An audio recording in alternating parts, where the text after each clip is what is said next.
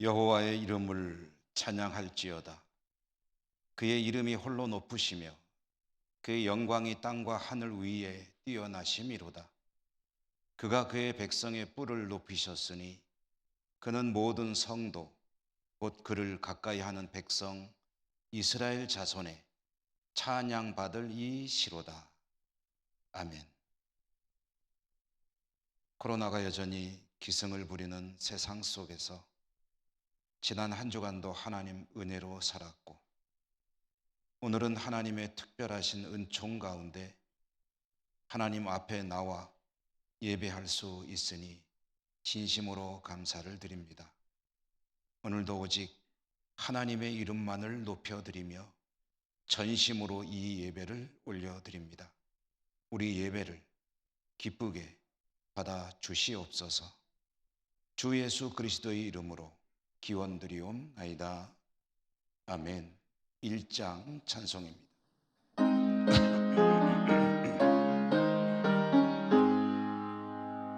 만복의 근원 하나님,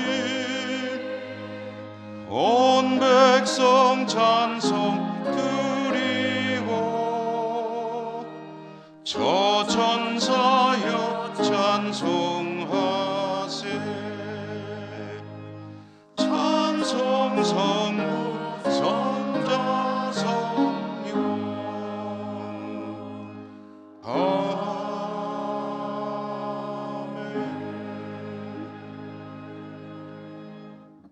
고백의 기도를 드리겠습니다.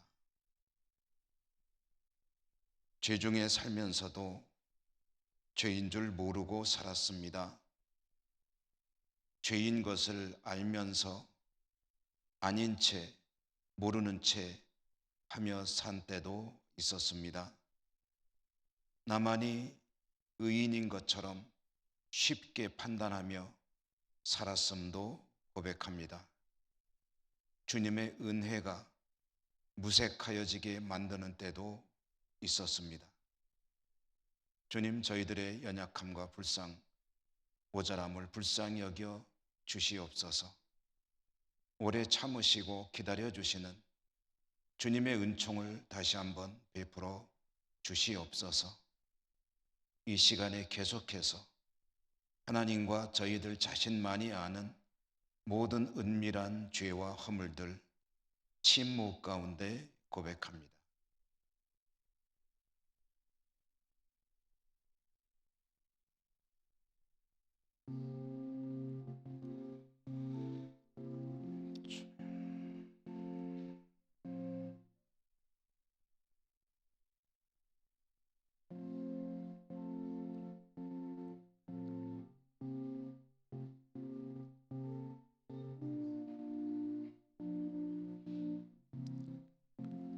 하나님의 사죄의 말씀입니다. 예수께서 이르시되 나도 너를 정죄하지 아니하노니 가서 다시는 죄를 범하지 말라 하시리라. 아멘. 성시교독 교독문 24번 시편 46편입니다. 하나님은 우리의 피난처시요 힘이시니 그러므로 땅이 변하든지 산이 흔들려 바다 가운데에 빠지든지 바닷물이 솟아나고 뛰놀든지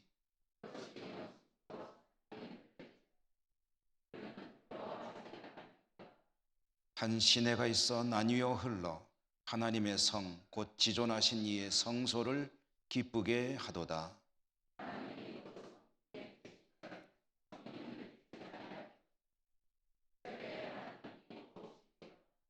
그가 땅 끝까지 전쟁을 쉬게 하시며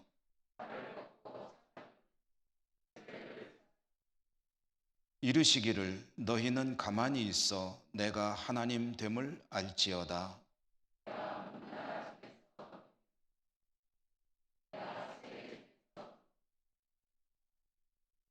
만군의 여호와께서 우리와 함께 하시니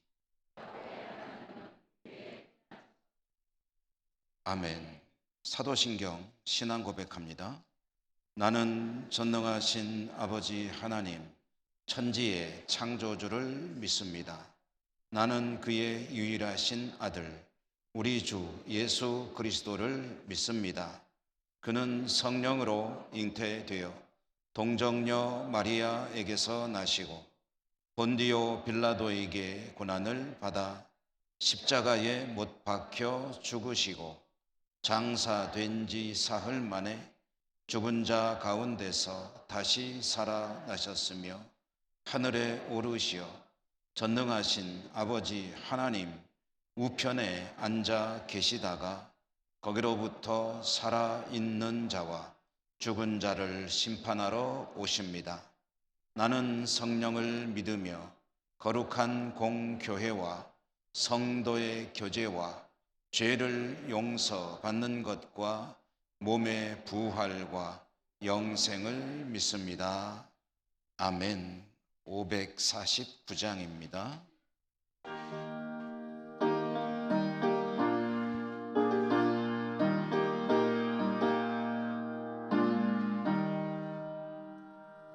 내 주여 뜻대로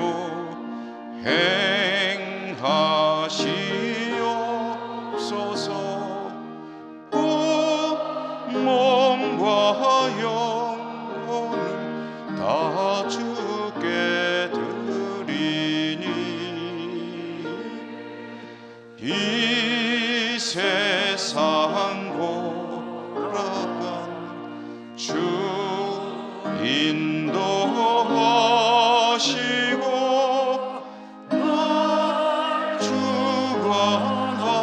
주관하셔서 뜻대로 하소서. 내 주여 뜻대로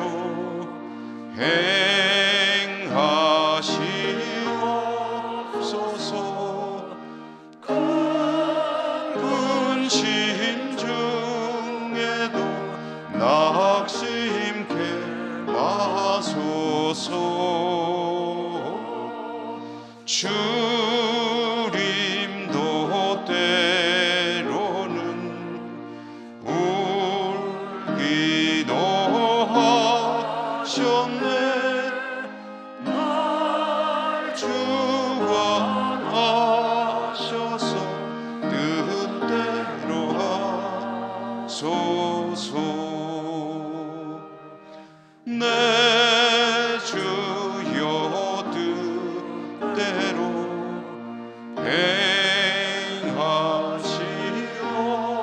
행하시옵소서. 내 모든 일들을 다 주께 맡기고 저 천성 향하여 고요히 거리니 살든지 죽든지 뜻대로 하소서.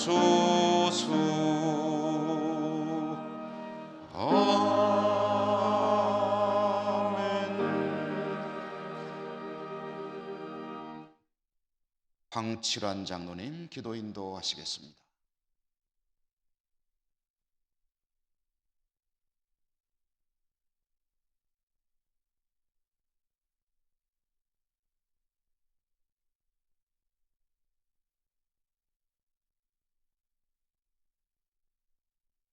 기에 도와주시고 추수와 결실의 계절을 맞이해 주셔서 감사합니다. 지난 여름에 그 혹독했던 폭염과 천재지변 속에서도 풍성한 수확물을 거두어 우리들의 식탁을 풍요롭게 만들어 주신 것도 감사합니다.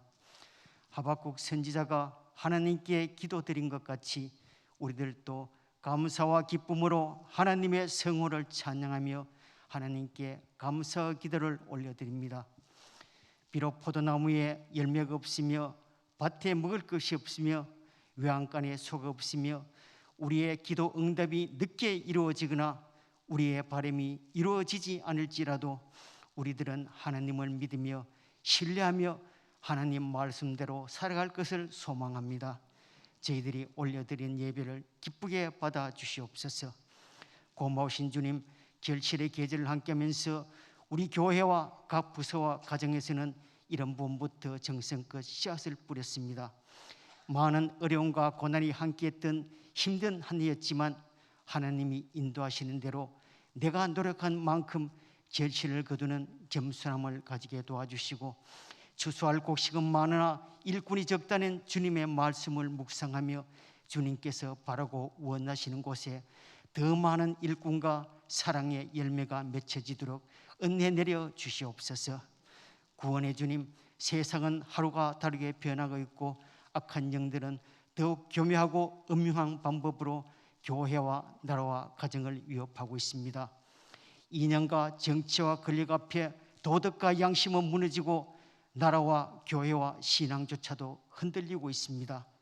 늘 깨어서 기도하게 도와주시고 저희들에게 지혜와 명철을 주셔서 알곡과 가지도 구별하게 도와주시고 흔들리지 않는 신앙과 믿음으로 하나님의 선한 싸움에서 승리할 수 있도록 말씀 안에서 하나 되게 도와주시옵소서.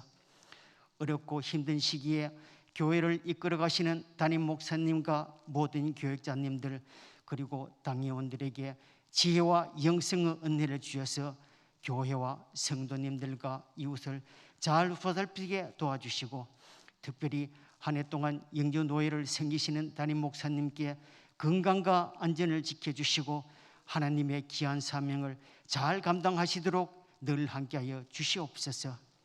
오늘 또 사랑하는 담임 목사님 우리들에게 하나님의 말씀을 전해 주십니다. 성령님 함께 하셔서 큰 은혜 받는 시간 되게 하여 주시고, 또한 말씀을 잘 깨닫고 받들고 실천하여 이 험한 세상에서 승리하게 도와주시옵소서. 정성껏 준비하여 기쁨으로 찬양하는 호산나 찬양되어 찬양을 기뻐 받아주시고, 교회를 위해 섬기고 애쓰고 봉사하는 모든 손길들을 축복하여 주시옵소서. 오늘 또 저희들이 올려드리는 예배를 통하여 하나님 영광 받아주시고 하나님 만나 뵙게 도와주시고 하나님의 크신 뜻이 이루어지게 하여 주시옵소서. 이 모든 말씀 우리 주 예수 그리스도의 이름으로 기도드립니다. 아멘.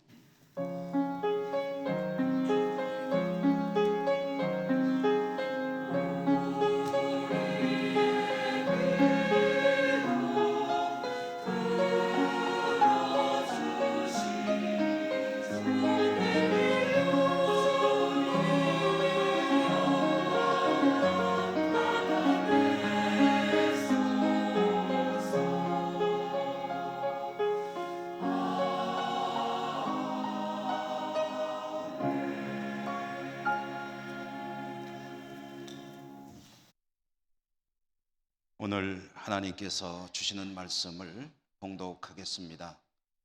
주보에 로마서 8장 21절에서 25절로 되어 있는데 제가 잘못 적어준 것 같습니다. 21절이 아니고 31절에서 35절입니다. 봉독하도록 하겠습니다. 그런즉 이 일에 대하여 우리가 무슨 말하리요? 만일 하나님이 우리를 위하시면 누가 우리를 대적하리요? 자기 아들을 아끼지 아니하시고 우리 모든 사람을 위하여 내주신 이가 어찌 그 아들과 함께 모든 것을 우리에게 주시지 아니하겠느냐? 누가 능히 하나님께서 택하신 자들을 고발하리요? 의롭다 하신 이는 하나님이시니 누가 정죄하리요? 죽으실 뿐 아니라 다시 살아나신 이는 그리스도 예수시니 그는 하나님 우편에 계신 자요 우리를 위하여 간구하시는 자시니라. 누가 우리를 그리스도의 사랑에서 끊으리요? 환난이나 번고나 박해나 기근이나 적신이나 위험이나 칼이랴. 아멘. 호산나 찬양대 찬양 하나님께 올려드리겠습니다.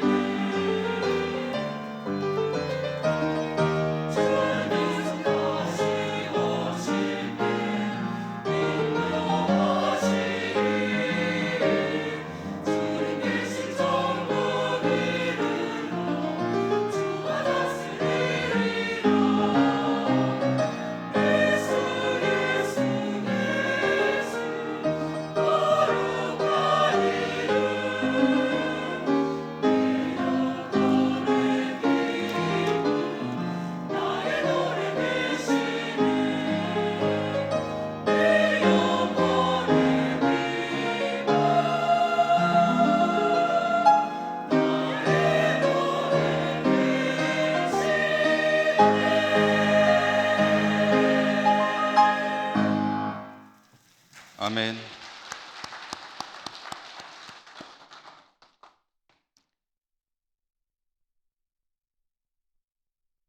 하나님 앞에 나오신 여러분들을 진심으로 환영하고 축복합니다. 은혜 풍성한 시간 되시기 바랍니다. 여러분, 요즘에 어려운 시대죠. 아마 사는 것이 어떠실지 여쭤보기도 좀 조심스럽습니다. 많이 힘드시죠? 고단하실 것입니다. 그런데 오늘 말씀의 제목은 즐거운 인생. 우리 인생이 현실적으로 많이 어렵더라도 사실 산다는 것은 즐거운 일이다. 오늘 이 이야기를 성경에 의지해서 여러분과 함께 나눠보도록 하겠습니다. 우선 오늘 우리에게 주시는 말씀, 이 로마서 말씀, 이 로마서라는 성경, 이 책이 어떤 책인가 자주 말씀드립니다만은 한 번 더 간략히 말씀드리면, 로마서는 사도 바울이 고린도라고 하는 도시에 머물면서 로마 교회 성도들에게 보낸 서신, 편지입니다. 편지라는 것은 쓰는 이유와 목적이 있죠. 사도가 로마 교회들에게 보내는 이 편지를 쓴 것도 이유와 목적이 있습니다. 성경 이 로마서를 찬찬히 읽노라면 왜 이 편지를 썼는지를 성경 그 자체에서 밝혀주고 있는데요. 첫째로는 사도가 로마 교회와 협력하기 위해서 이 편지를 썼습니다. 사도 바울은 앞으로 세계 선교의 중심은 로마가 될 것이라는 것을 통찰하고 있었습니다. 그러므로 자신도 이제 로마에 가서 로마를 기점으로 하여 그 당시에는 땅끝이라고 여겨지던 스페인으로 가서 선교를 하려고 계획을 세웠습니다. 그런데 단신으로 가는 것보다는 로마 교회의 파송을 받아 물질적인 또 기도의 후원 이런 것들을 받으며 가기를 원했던지 로마에 자신이 가겠다는 계획을 세웠고 그것을 밝히기 위해서 로마 교회로 편지를 쓴 것이 첫 번째 이유입니다. 두 번째 이유는 로마의 성도들에게 사도로서 영적으로 유익을 끼치고 싶었습니다. 이 말은 뒤집어 이야기하면 당시 로마의 성도들은 영적으로 도움이 절실한 그런 상황 가운데 있었다는 이야기입니다. 로마 교회의 상황은 그리 좋지 못했습니다. 그들은 삼중고를 겪고 있었는데요. 그 삼중고라는 것 중에 첫 번째는 로마 정부의 박해였고, 두 번째는 교회 내부의 분열이었으며, 세 번째로는 올바른 교회 지도자가 없다는 것이었습니다. 조금 자세히 설명드려 보면 로마 정부의 박해, 여러분 로마의 교회 성도들이 얼마나 로마 정부 당국에 의해서 혹독한 핍박을 받고 있었는지는 잘 아시죠? 영화도 있고 소설도 있고 여러 가지 어떤 자료들을 통해서 우리는 초대교회 성도들이 혹독한 핍박을 받고 있었다는 것을 알고 있는데, 그 대표적인 것이 바로 로마 교회 아니겠습니까? 유명한 이야기 중에 하나는 네로 황제가 자신의 어떤 시심을 발동시키기 원하는 마음에서 로마 시에 불을 질렀다가 그것이 엄청난 대화재가 되고 그리고 수많은 이재민이 발생하고 걷잡을 수 없는 사태가 되었을 때 그 원인을 기독교회로 돌려서 교인들이, 성도들이 교회가 엄청난 핍박과 박해를 받았던 것, 대표적인 사건이 될 수가 있겠죠. 이런 정부의 박해. 두 번째로는 이런 박해가 있을 때에 여러분 외부가 힘들면 내부라도 좀 단합을 하고 같이 힘을 합쳐야 되잖아요. 그런데 이 로마 교회는 분열하고 있었고 일치를 이루지 못하고 있었습니다. 서로 다투고 있었다는 거죠. 로마 교회 하면은 여러분 우리의 어떤 통상적인 생각으로는 우리 교회처럼 예배당과 많은 성도들이 모이고 하는 그런 좀 힘있고 규모 있고 그런 교회를 상상하게 되는데, 초대교회는 오늘날 이런 교회는 없었습니다. 초대교회 당시의 교회란 모두 가정에서 모이는 소규모 모임 공동체였습니다. 학자들의 연구에 의하면 로마에는 당시에 최대 50명이 넘지 않는 가정에서 모이는 소규모 믿음의 공동체가 한 5개 정도 있었던 것으로 알려지고 있습니다. 그러니까 한 5개 정도 되는 이 작은 믿음의 공동체들이 로마 교회의 실체였는데, 이 작은 공동체들마저 그 몇십 명 안 모이는 그 안에서 서로 주도권 다툼을 하고 있었습니다. 로마의 교회가 그 작은 모임마저 처음에 시작될 때는 유대인들 중심으로 모였습니다. 이 로마라는 도시가 당시 인구가 한 100만 명 정도 되었다고 보는데, 그 당시 인구 100만 명이면은 오늘날로 치면은 정말 거대 도시입니다. 세계 최대의 도시, 2천만, 3천만 명이 살고 있는 도시의 방부라는 그런 큰 규모인 것인데, 그 100만 명이 살고 있는 로마에서 유대인들이 몇 명 정도 살았냐면은 5만 명 정도가 살았다고 알려지고 있습니다. 많이 산 거죠. 그리고 유대인들은 자신들의 신앙을 지키기 위해서 회당을 지었지만, 그 유대인들 가운데는 예루살렘의 성령 강림 시기에 복음을 받아들이고 로마로 돌아온 사람들이 있었고, 그들을 중심으로 교회가 이제 세워지게 된 것인데요. 그러다 보니까 이 사람들은 유대인 크리스찬들이었고, 유대인 크리스찬들의 신앙관은 유대교의 율법적인 신앙관을 그대로 가져온 것이거든요. 예수를 믿지만 율법을 지키려는 신앙의 칼라. 그런데 유대인들이 주도하던 그 교회가 시간이 지나가면서 인구 비율이 높은 비유대인들로 점점 변해가게 되었습니다. 그러니 유대인과 비유대인, 이 두 세력이 교회 내에 얼마 되지도 않는 사람들의 모임인데 서로 주도권 다툼을 하고 있었다는 거죠. 세 번째로는, 이렇게 뭔가 교회가 좀 분란이 있고 어려움이 있을 때는 중심을 잡아주는 지도자가 있어야 되는데, 로마에는 그런 지도자도 없었습니다. 율법적인 신앙관을 가지고 자기들 나름대로 모이고 신앙생활을 해나가는 로마 교회, 어려움이 몹시 컸던 것이죠. 이런 이야기들을 여러분 종합해 보면 로마 교회는 총체적으로 난국을 겪고 있었다 라는 이야기 아니겠습니까? 그러나 그럼에도 불구하고 그들이 모이는 이유는 있었죠. 왜 모입니까? 그래도 그들이 바라보는 것, 구원, 영생에 대한 소망, 그것은 가지고 있었기 때문에 그들은 여러 가지 어려운 가운데서도 비록 소교나마 가정에서 모이고 또 계곡에서 모이고 또 때로는 지하 무덤에서 모이고 하면서 그들의 신앙을 지켜나가고는 있었습니다만은, 여러분, 이렇게 신앙생활하는 그들의 삶 가운데 기쁨이 있었을까요?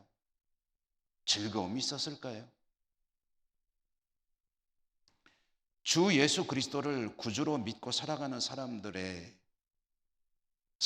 누리는 행복, 즐거움, 기쁨, 그런 것들이 과연 그들에게 드러나고 있었을까? 여러분, 주 예수 그리스도, 그분이 십자가에 죽으셨다가 부활하셨다는 복음의 이 핵심, 이 사실은 멸망당하여 죽음의 길로 향해 달려가는 모든 인간들에게는, 죄인인 인간들에게는 이보다 더 즐겁고 행복할 수 없는 기쁘고 즐거운 빅 뉴스죠. 그리고 굿 뉴스 아닙니까? 그 빅 뉴스요, 굿 뉴스인 복음을 성령님의 도우심으로 받아들이고 이해가 되고 그리고 가슴에 간직하고 항상 도우시는 성령님의 은혜 가운데 살아가는 하나님의 백성들,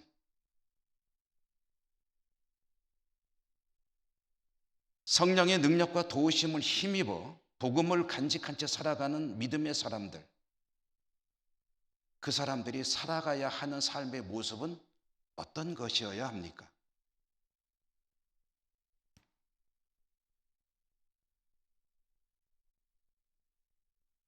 그 첫째는 그 복음 때문에 날마다 행복한 인생을 살아가는 것이죠. 날마다 복되고 즐거운 나날을 보내는 것이 복음을 가진 사람의 삶의 모습이어야 합니다. 그 이야기를 로마서 5장에서는 하나님과 화목하게 살아가는 삶이라고 표현하고 있고, 로마서 8장에서는 성령 안에 사는 삶이라고 표현하고 있습니다. 그 로마서라는 책의 순서를 보면 믿음으로 의롭게 된 하나님의 백성들은 5장에 가서 하나님과 화평을 누리며 살아야 하고 8장에 가서 성령 안에 사는 삶을 살아야 하고, 그것은 참으로 복되고 즐거운 인생이다 라는 이야기를 해주는 거죠.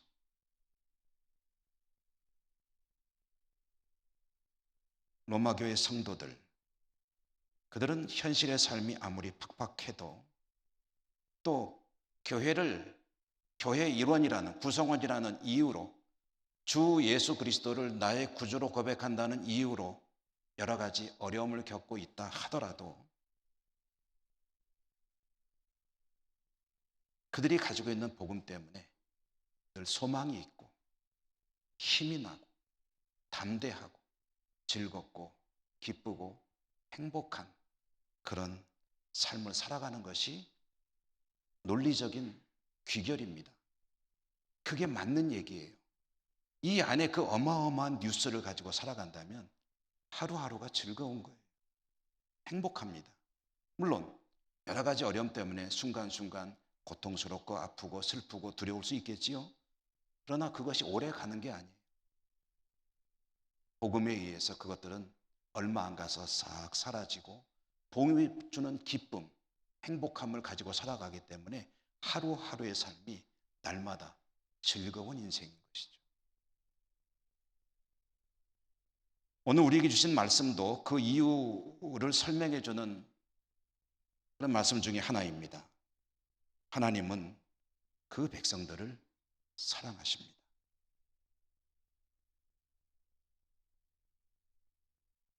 하나님께서 그 백성들을 사랑하시기 때문에, 곧 우리들을 사랑하시기 때문에 현실의 삶 가운데는 수많은 문제들이 산적해 있고 애워싸움을 당하고 있다 하더라도 하나님의 사람들이 가지고 있는 것이 있죠. 무엇입니까? 하나님의 사랑. 그 사랑은 곧 하나님의 돌보심, 하나님의 도우심, 하나님의 구원. 그 하나님의 사랑이 성도들의 삶을 늘 둘러싸고 있기 때문에 힘을 낼 수가 있는 거죠. 눈에 보이지 않을 수 있습니다. 문제는 잘 보이는데 하나님의 사랑은 눈에 안 보일 수 있어요. 그런데 여러분, 눈에 보이지 않는다고 해서, 내가 느껴지지 않는다고 해서 없는 것입니까? 난 잘 모르겠는데 그렇다고 해서 그것이 없는 건가요? 요즘 수요일에는 열왕기를 읽고 있죠. 열왕기 중에 이런 이야기가 있습니다. 북왕국 이스라엘의 이웃 나라는 아람이라고 하는 나라입니다. 오늘날의 시리아. 이 아람이라고 하는 나라는 북왕국 이스라엘을 호시탐탐 노리고 있고 항상 전쟁을 일으키며 고통을 주는 골치 아픈 이웃이었습니다. 그런데 아람 나라가 이스라엘을 자주 침략해 오는데, 전쟁을 일으키는데 한 번도 재미를 못 봤어요. 왜 그랬느냐? 자기들이 전쟁을 북이스라엘을 쳐들어가면은 북이스라엘에서 기가 막히게 자신들의 작전을 꿰뚫어 보고 대비를 하는데 너무 완벽하게 대비를 하는 거예요. 그러니 한 번도 자신들의 의도를 달성한 적이 없어요. 얼마나 고민되겠습니까? 전쟁 한번 일으키려면 돈이 얼마가 들어가는데. 아람의 임금과 중신들이 모여서 고심합니다. 도대체 어떻게 이스라엘 나라가 우리 작전을 손바닥 들여다보듯이 알고 있느냐? 우리는 어떻게 해야 되느냐? 그들은 궁리하다가 이유를 알게 됐습니다. 한 사람이 신하가 그 이유를 말했죠. 임금님, 그 이스라엘에는 엘리사라고 하는 선지자가 있습니다. 그 사람이 마치 우리들이 작전 회의할 때 함께 회의한 것처럼 우리의 모든 계획을 다 알고 있습니다.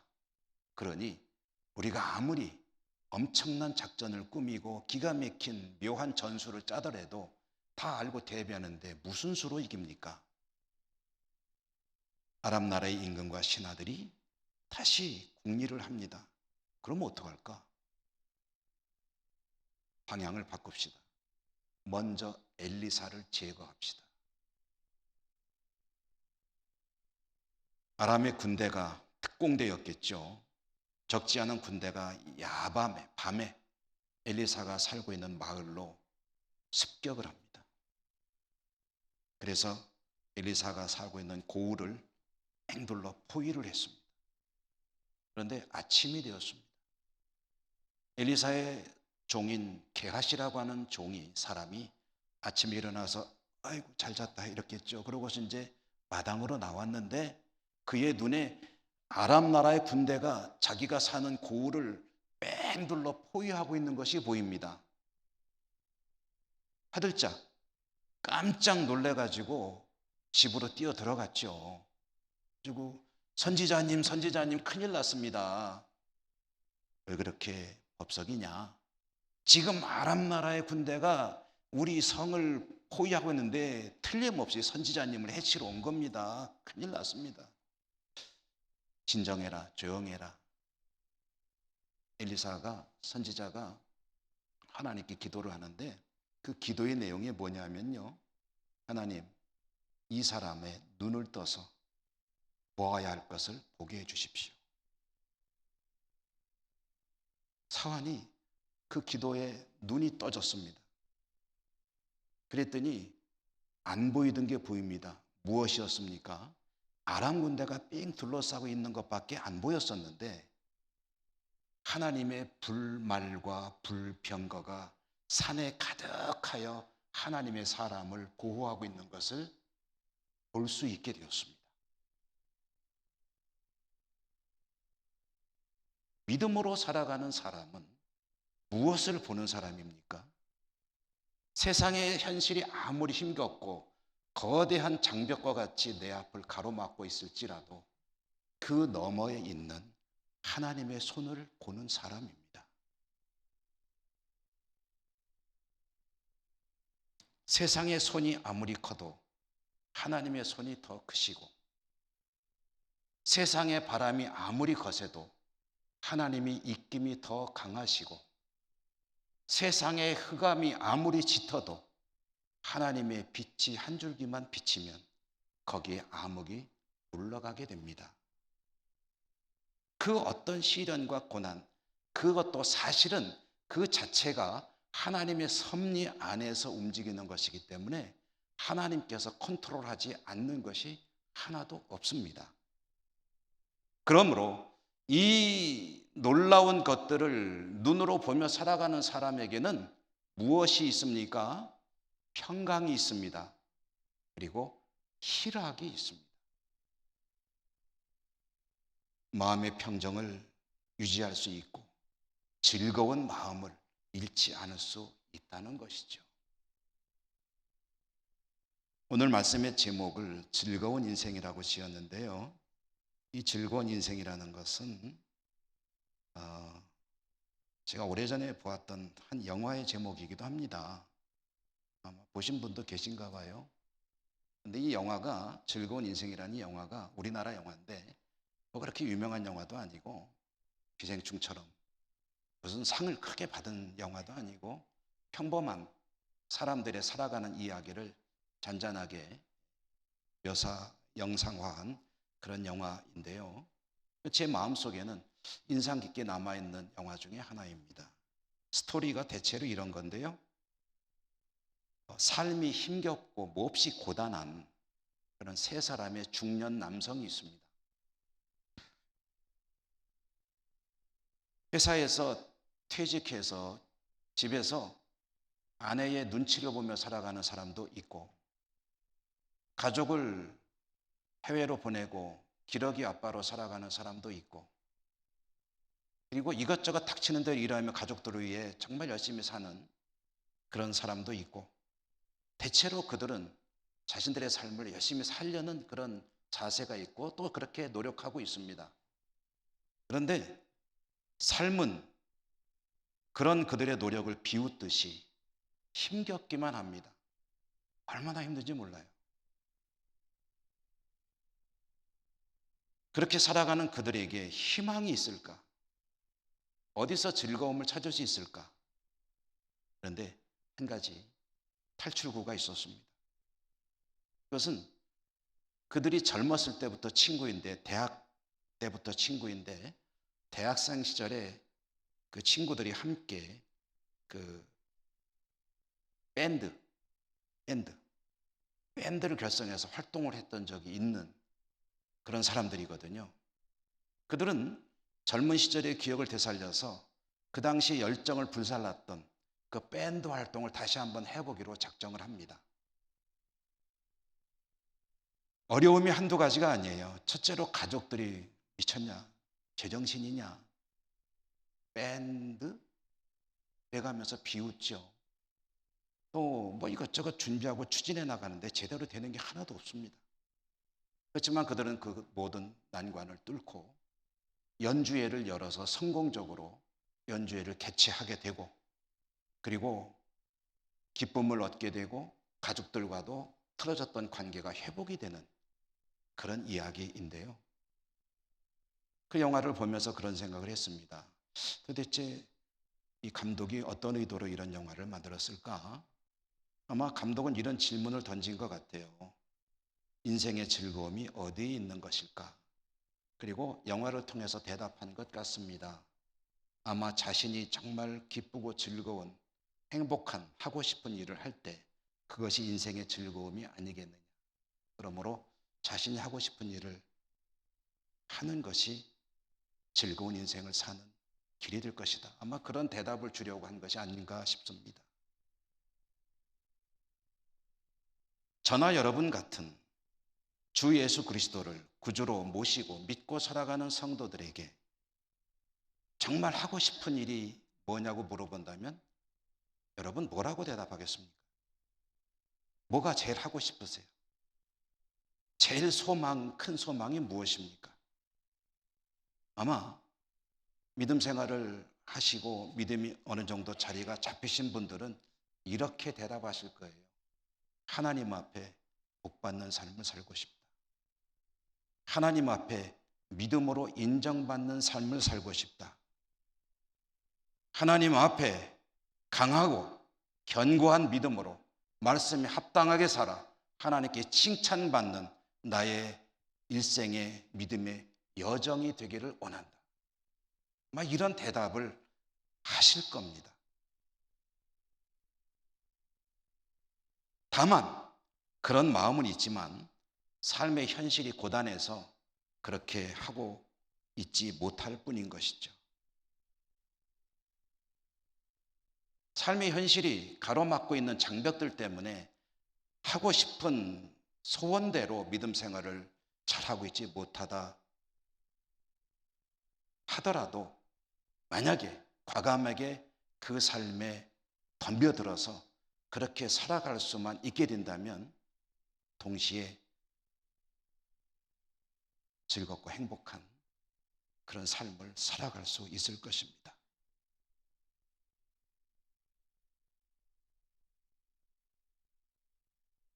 여러분, 하나님이 저와 여러분 우리들을 사랑하십니다. 현실이 고단하다고 해서 하나님의 사랑이 중단된 게 아니죠. 현실은 우리의 삶을 우겨싸고 있더라도 그 너머에는 하나님의 사랑의 손길이 항상 움직이고 계시고 그 사랑의 손길을 펼치고 계시는 하나님을 바라본다면, 그러면 현실의 여러 가지 어려운 문제들은 이게 그렇게 큰 문제는 아니로구나 하는 것을 깨닫게 될 것입니다. 저는 사랑하는 우리 전교회 교우 여러분들이 문제에 압도되는 것이 아니라 하나님의 손길을 바라보며 믿음으로 승리하는 복된 삶이 되실 수 있기를 간절히 소망합니다. 하나님의 사랑에 정말 중요한 사실 한 가지 더 있는데요. 그것은 하나님은 전능하신 분이라는 사실입니다. 사랑하지만 그러나 능력이 뒷받침되지 않으면 안타까운 마음에 불과할 수 있습니다. 저는 제 가족들을 정말 사랑합니다. 물론 여러분들도 목사의 마음으로 정말 사랑하고 존중하고 존경합니다. 그러나 인간적으로 볼 때에 제 아내를 사랑하고 부모님을 사랑하고 아이들을 사랑하고 또 친구들을 사랑하고 더불어 살아가는 이웃들을 사랑합니다. 그런데 정말 그들을 위해서 사랑하고 제가 할 수 있는 모든 것은 할 수 있지만, 그러나 제가 할 수 없는 것들이 너무 많습니다. 인간의 사랑은 제한적이에요. 그러나 하나님은 다르십니다. 하나님은 전능하시죠. 하나님께는 능치 못함이 없으시죠. 어떤 것도 주기를 원하신다면 주시지 못할 것이 없습니다. 사랑하시는 마음대로 모든 것을 주실 수 있고, 그리고 모든 것을 만들어 나가실 수 있는 분이 바로 하나님이십니다. 그리고 이미 주셨습니다. 지금도 주고 계시고 그 사랑의 은혜와 은사들을 앞으로도 계속해서 주실 것입니다. 이미 주신 것 중에, 우리가 받은 것 중에 어마어마한 하나님의 은사가 있잖아요. 뭡니까? 구원의 은총 아닙니까? 사랑과 긍휼에 풍성하신 하나님은 멸망의 길로 달려가고 있는 저희들을 불쌍히 여기시고 구원에 이르는 그 길을 열어주시기 위해서 엄청난 일을 하셨습니다. 성부 하나님은 성자 하나님을 이 땅에 사람으로 보내셨습니다. 그리고 그를 십자가에 죽게 하셨습니다. 성자 하나님은 아버지 하나님의 뜻에 따라 사람이 되어 오셨고 순종하여 죽기까지 십자가에 자신의 몸을 박아 버리셨습니다. 성령님은 그 믿기 어려운 그 사실을 이 땅을 살아가는 사람들이 이해하고 받아들이고 믿게 하기 위해서 지금도 쉬지 않고 일을 하고 계십니다. 그 사실을, 하나님의 그 어마어마한 은사, 그로부터 어렵지 않게 생각해낼 수 있는 하나님의 사랑, 그것을 깨닫는다면 그것은 우리 인생의 가장 근본적인 문제가 해결된 거거든요. 죽음의 문제. 그리고 아들까지 내어주신 하나님께서 도대체 뭘 아까워하시겠느냐 하는 사실도 믿을 수 있게 되겠지요. 오늘 말씀이 그 이야기 아닙니까? 자기 아들을 아끼지 아니하시고 우리 모든 사람을 위하여 내주신 이가 어찌 그 아들과 함께 모든 것을 우리에게 주시지 아니하겠느냐.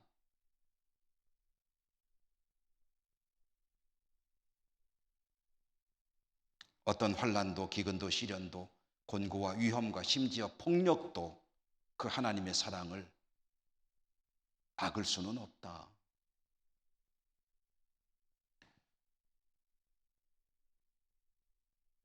키에르케고르라고 하는 철학자가 그런 말을 했다고 합니다. 제가 키에르케고르의 저서를 직접 본 것은 아니고 어느 자료를 보다가 이제 2차로 인용을 하게 되었는데요. 하나님의 세계는 입구는 동굴과 같이 좁으나 들어가 보면 이 세상과 비교할 수 없는 엄청난 세상이 펼쳐져 있다. 여러분 상상해 보시죠. 입구는 아주 좁디 좁은, 들어가기가 아주 힘든, 허리도 숙이고 때로는 기기도 하면서 가야 하는 그런 아주 좁은 그런 동굴 입구가 있는데, 얼마만큼 가다 보니까 갑자기 하나의 세상이 드러나는데, 이 밖에서 보는 세상과도 비교할 수 없이 어마어마한 세상이 그 안에 펼쳐지고 있다고 한다면,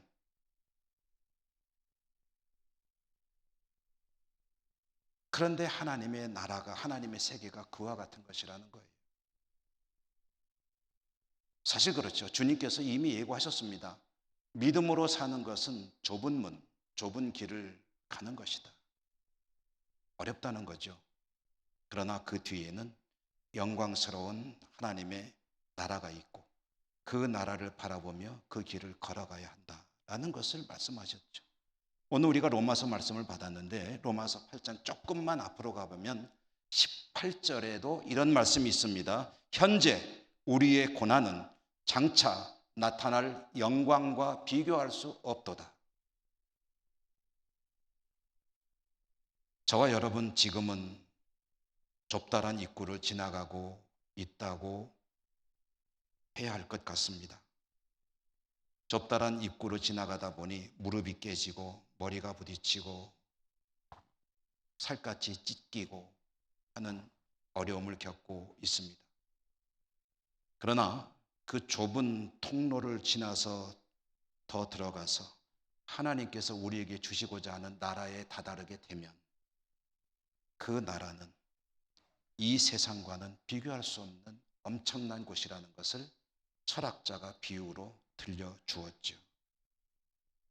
그러므로 그 넓은 세상이 있음을 확신하는 이는 지금의 좁은 길이 그렇게 불평스럽지 않습니다. 잠시 후에 얻을 즐거움을 바라보기 때문에 지금의 좁고 어려운 입구를 즐거운 마음으로 지나갈 수 있는 힘이 있게 되겠죠. 여러분, 그 나라를 가슴에 안고 그 나라를 바라보는 믿음으로 여러분의 하루하루가 주님 때문에 즐거운 나날이 되시기를 주님 이름으로 축원합니다. 은혜로우신 하나님 감사합니다. 오늘도 말씀을 주셨습니다. 이 말씀 붙들고 힘을 내어 승리하는 저희 모두가 되게 하여 주시옵소서. 예수님 이름으로 감사하고 기도드립니다. 아멘. 563장 찬송하시며 봉헌하시겠습니다.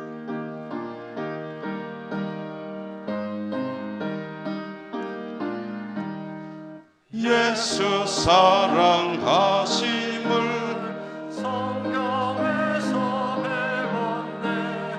우리들은 약하다. 예수 권세 많도다. 널 사랑하심 널 사랑하심 널 사랑하심 성경에 쓰였네. 너를 사랑하시고 나의 죄를 다시서 하늘 문을 여시고 들어가게 하시네. 널 사랑하신 널 사랑하신 널 사랑하신 성경에 쓰였네. 내가 연약할수록 더욱 귀히 여기사 높은 보좌 위에서 낮은 나를 보시네. 널 사랑하신 널 사랑하신 널 사랑하신 성경에 쓰였네. 세상 사는 동안에 나와 함께 하시 세상 떠나가는 날 천국 가게 하소서. 날 사랑하심 날 사랑하심 날 사랑하심 성경에 쓰였네. 아멘.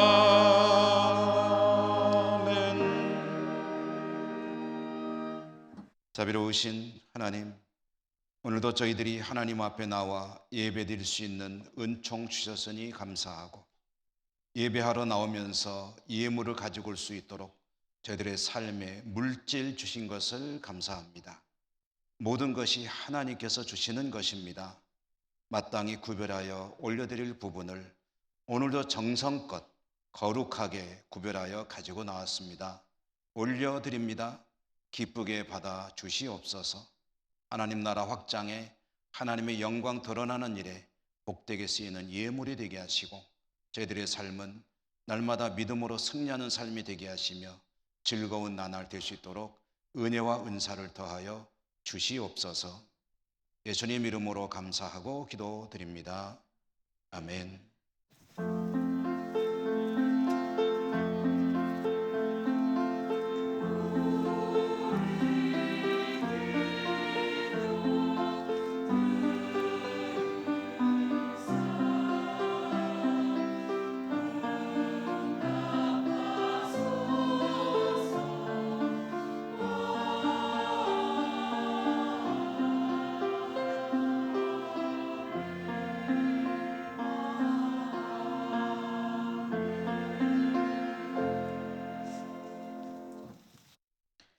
교회 소식 전해드립니다. 다음 주일은 종교개혁 기념 주일입니다. 다음 주에 정기탕회 있겠습니다. 오늘 오후 3시에는 두 번째 시간으로 세례교육 새가족실에서 있습니다. 저는 오늘 오후 3시 30분에는 봉화제일교회 목사 위임 예식 및 항존직 임직 예식이 있어서 이 예식을 인도하기 위해 잠시 다녀오도록 하겠습니다. 그리고 25일 화요일로 되어 있는데 월요일이죠. 제가 잘못 적어준 것 같습니다. 25일 월요일에는 오후 2시에 있을 죄송합니다. 제천연탄은행 개소식에 참여차 출타하게 되겠습니다. 김복임 명예집사님 성 빈센트 병원에 입원했다는 소식을 전해드립니다.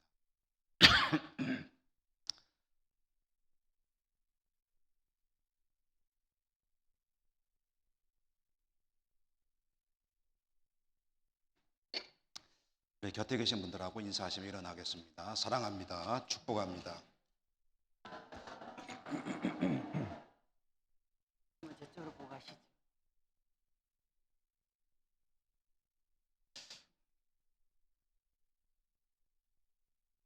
우리 주기도성과 축도로 예배를 마치겠습니다.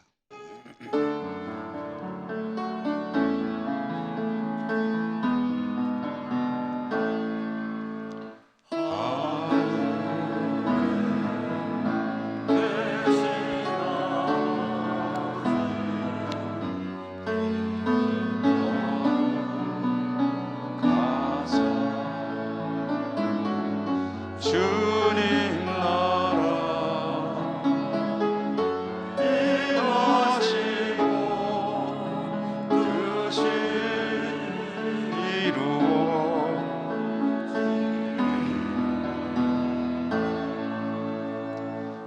일용할 양식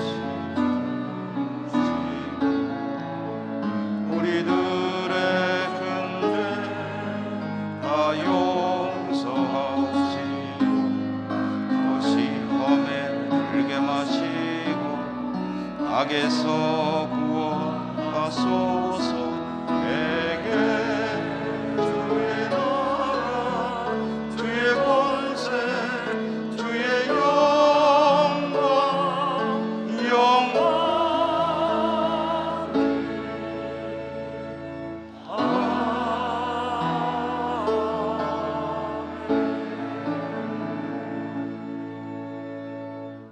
사랑의 하나님, 하나님 백성들, 오늘도 하나님 앞에 예배 드리고 한 주간 세상에서 살아가게 됩니다. 어디를 가든지 함께 계셔 주시고 저들의 삶이 복되고 즐거운 삶이 될 수 있도록 성령으로 충만하여 주시옵소서. 어려운 시대이지만 위축되지 말고 믿음으로 힘을 내어 힘차게 일어서서 하나님 나라 바라보며 달려가는 인생이 되게 하여 주시옵소서. 흩어져 살아간 우리 모든 가족들 있는 곳마다 하나님께서 또한 복내려 주시옵소서. 이 땅의 질병이 속히 물러가게 하시고 모든 일상이 회복될 수 있도록 축복하여 주시옵소서. 예수님 이름으로 감사하고 기도드립니다. 아멘. 주 예수 그리스도의 은혜와 하나님 사랑과 성령님 교통하심이 주의 백성들 머리머리 위에와 모든 삶 위에 항상 함께 하시옵기를 축원하옵나이다. 아멘.